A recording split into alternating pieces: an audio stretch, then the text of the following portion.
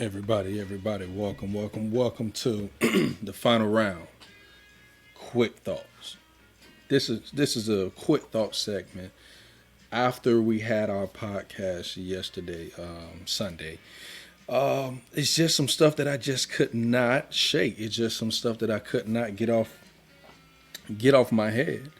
It's a couple list of things that I want to go through real quick, and I'm gonna promise I'm gonna make it as quick as I possibly can. But let's just start off here. This whole Kenny Porter thing still it just doesn't sit right with me, man.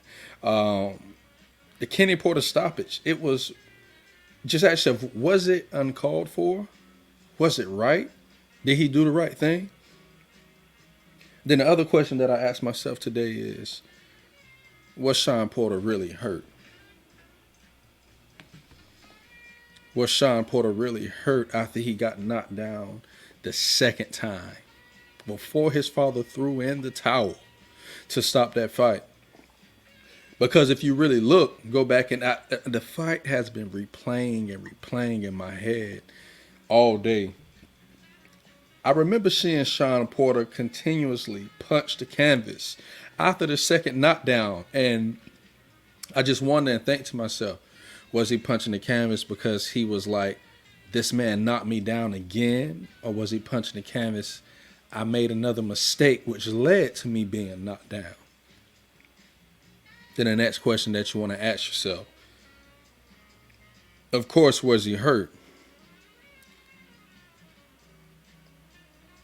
But the first question that I asked, I believe he knew that he made a mistake, and he was really teed off. He was really pissed off at himself because of the mistake that he made, which led to him getting knocked down the second time. You don't. Some think that he was in over his head, and some think that he wasn't. Some think that he was getting fatigued. Some think that he wasn't. I don't think he was fatigued. I don't think he was fatigued at all. So, why did Sean Porter's dad really throw in that towel? Another question that popped up in my head. I really want to see his bank statement. Did he get a deposit from Top Rank? Did he get a deposit from Bob Arum? Did he get a deposit from Terence Crawford? This is all the stuff that's just been going through my head all day, because it just like something is not right about this fight. Something is not right about this fight. But even better yet, before as we continue with this quick segment, let's talk about something very important as well. This is part of Sean Porter's team. To the right, in the all black, we have Kenny Porter Sr., which is his dad. And standing in front of Sean Porter is clearly the guy with the braids and the white shirt. In front of him is his training and conditioning coach. His name is Larry Wade. And this guy is known throughout the boxing community. He's known throughout the track and field community. He's known throughout the sports community, period, as one of the best strength and conditioning coaches that you can get that's out there. And we can see how awesome he is just by looking at Sean Porter's career as soon as Sean Porter brought him, soon as he brought him onto his team. And Larry Wade has also worked with other people. He's worked with Caleb Plant. He's worked with so many other people. So conditioning, I don't think it was a factor. But that's just me. What about you?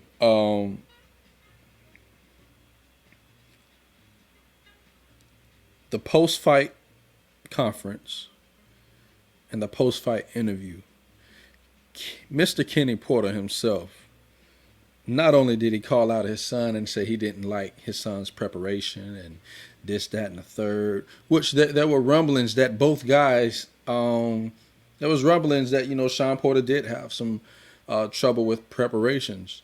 There was rumblings as well that Terence Crawford had trouble with preparations, that one of his sparring partners put him flat on his bottom.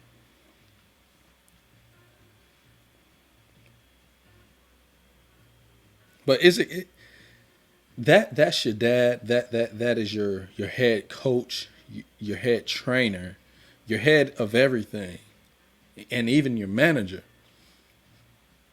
And on national television, he calls out not just you, but he also calls out your entire team. Is it just me, or is something still not sitting right with this whole fight? I would really like some answers. I would really love to sit down and have a interview with Mr. Kenny Porter himself. I just recently saw an interview with Sean Porter, and the explanation that Sean Porter gave is, I know my dad and I understand my dad. And I know what my dad said, but I know how to read in between the lines of what my dad said and know what he meant. Listen, man, I think he said what he meant and he meant what he said. But hey, like Sean Porter said, we don't know his dad, but he does. And the next question, did Mr. Kenny Porter Sr., did he fail his son with what he did, to be honest? I think so. I think he failed his son exactly with what he did by calling him out twice, calling his team out twice, throwing in the towel when your son clearly wasn't hurt. Because if you go back to that fight, after he threw in the towel and his son saw it, the look on his son's face was he was astonished. He was like, "Wait, what are you doing?"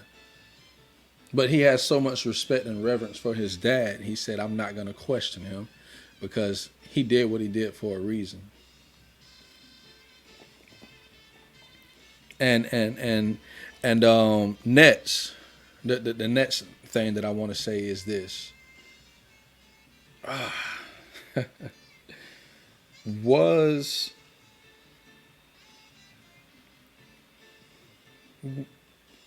Sean Porter robbed in this fight? Was Terence Crawford robbed in this fight? Because clearly, as you can see, the entire boxing world is still talking about what Kenny Porter did more than they are talking about what Terence Crawford accomplished. Terence Crawford, he just beat one of the welterweight's top fighters in Sean Porter. That's what Terence Crawford just did. And I just saw a clip from Terence Crawford's corner when he was asking his head coach, who's up? And his head coach said, Porter's up. Terence Crawford said, no, there's no way he's up on me in the rounds. And his trainer said, yes, he is. And his trainer told him, I need some more intensity. I need you to turn it up. And what did Terence Crawford do? He gave him more intensity and he turned it up. He said, there's no way that this guy's ahead of me on the scorecards. So he got out there, he turned it up, and he did what he needed to do by finishing the job and being a great closer that he is, that he's shown to be at 130, 135, and even 140 for a couple fights, and even at 147 as well. Just something to keep in thought. And next down the line we have, will we ever see the Terence Crawford Errol Spence fight? That's a question that everybody is asking, and there's even rumblings in the boxing world that the IBF, the WBO, the WBA, the WBC, that all of these sanctioning bodies are, for once, they're working together to try to make Terence Crawford and Errol Spence mandatory so that we get to see this fight, because this is literally the biggest fight in the boxing world right now. Now that Deontay Wilder Tyson Fury is done, this is the biggest fight that everyone wants to see. And I mean everyone.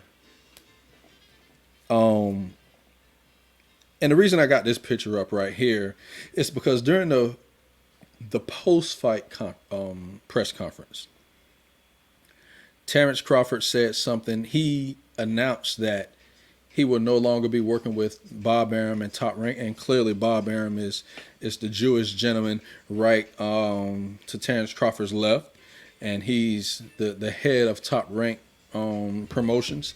And in front of Terence was really bold and he was really gutsy.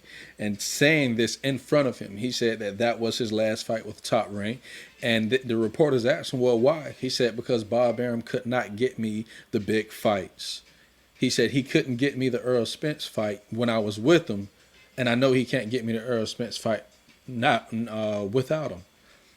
But let's also throw in there another reason why Terence Crawford feels that way is because Bob Arum came out a couple years ago. Terence Crawford had a chance to fight Manny Pacquiao when Manny Pacquiao was still in his prime. But Bob Arum said that Manny Pacquiao was such a friend of his. He said this on an open interview. He said, I look at Pacquiao as a friend. And I had to save Pacquiao. I blocked that fight. I repeat, Bob Arum out of his mouth said I blocked that fight from happening because I didn't want Manny Pacquiao to get destroyed by this young bull that we call this young gorilla, and that goes by the name of Terence Bud Crawford. So, guys, let's just think about this. And I'm saying all this because I'm leading up to another question. But also during the press conference, on the post-fight press conference, Arum also said, like I said before, he believes he downplayed the Spence Crawford fight and he upplayed the Crawford versus Josh Taylor fight. Now, Josh Taylor is a champion and a really great boxer at the weight class of 140. Bob said they would probably have to meet at a catch weight because Josh Taylor is at 140. Terence Bud Crawford is at 147. He said that fight is bigger than the Crawford-Spence fight. And no one believes that. But also, you also got to remember this. Josh Taylor is also under the promotions of who? Top Rank Promotions. And Errol Spence is not. So it just seems like to me that Bob Arum is doing everything that he can to protect his business. He's not doing what's in the best of the fighters. He's doing what's in the best of his personal interest and his business personal interest, not the best that's in the fighter's interest. And that has to stop at some point. But listen, guys, the moral of the story here. Are the fighters really the one? And a lot of people are saying that Spence is ducking Crawford. Crawford is ducking Spence. And there are so many other situations in the boxing world that I can actually come out and begin to tell you about that has been going on, where a lot of boxers are being perceived as ducking each other. And in some cases it's true, in some cases it's not. It has more to do with the promoters. So like I said, my next question is, the moral of the story to this is, are the fighters really the ones who are running and ducking each other? There has been so many occasions where we saw a fight didn't happen due to fighters and or their promoters. In this case, it's been none other than Bob Arum this whole time, hasn't it? Just want to give you something else to think about. Terence Crawford, Errol Spence, they are known as two of the pound for pound best fighters. You know, at least in the top 10, top 12 pound for pound best fighters in the boxing community. I don't think they're running from each other. I think this has everything to do with their promoters, Bob Arum and Al Heyman, and less to do with the fighters. Because Bob Arum clearly came out and told you that he protected his friend Manny Pacquiao. And there's other interviews where I can pull up for you guys and show and tell you where Bob Arum said that he doesn't allow certain fighters to fight another group of fighters, because another group of fighters are, in his mind, more elite, and they have shown themselves to be more elite over the course of history in the boxing world, in the boxing community. So just take a step back, sit back in your chair, Close your eyes if you saw the fight and think about everything that I just said. Could this fight possibly be fixed by Kenny Porter and the Crawford team, or Kenny Porter and the top ranked team? Because for Kenny Porter to come out and say, in my mind, I was going to stop this fight before the fight ever happened, that tells me that you had no faith in your son, you had no faith in you had no faith in your son's team. But you had all the faith in his opponent, that his opponent would destroy him. That's a terrible sign as a coach. That's a terrible sign that my daughters, I will never, ever tell my daughters that it's something that they can't do. What I would do my best to give them the tools to complete whatever it is that they want to do, the same way that my parents did me. And I believe that's the same way that Kenny Porter should have did for his son.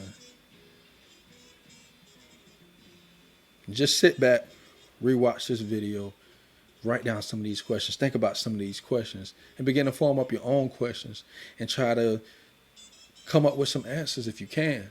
I got some answers for you, but I'm not going to give it to you. I want you to just sit back and think. Just think this thing through.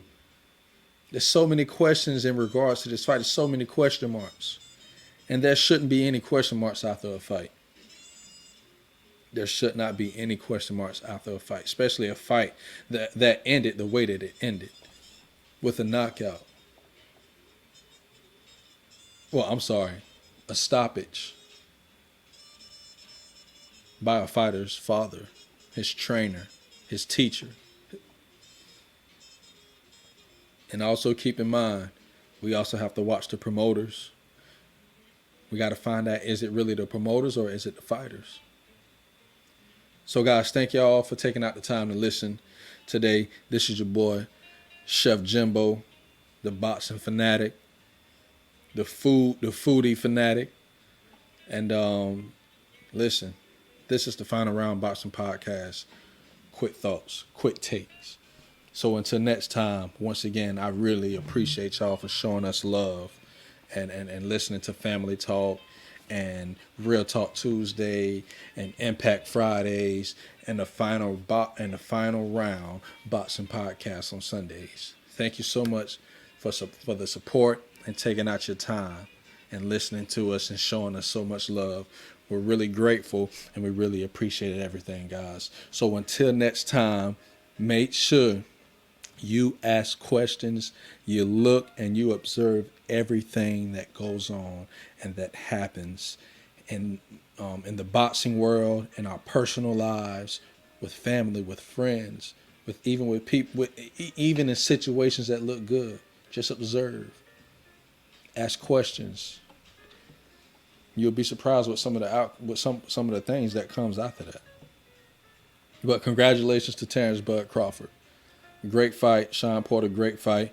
And I'm sorry that what Mr. Kenny Porter Sr. did took away from the huge accomplishment that you worked hard for. So once again, this is my last time. Guys, I'm out. Final Round Boxing Podcast. Family Talk. We out.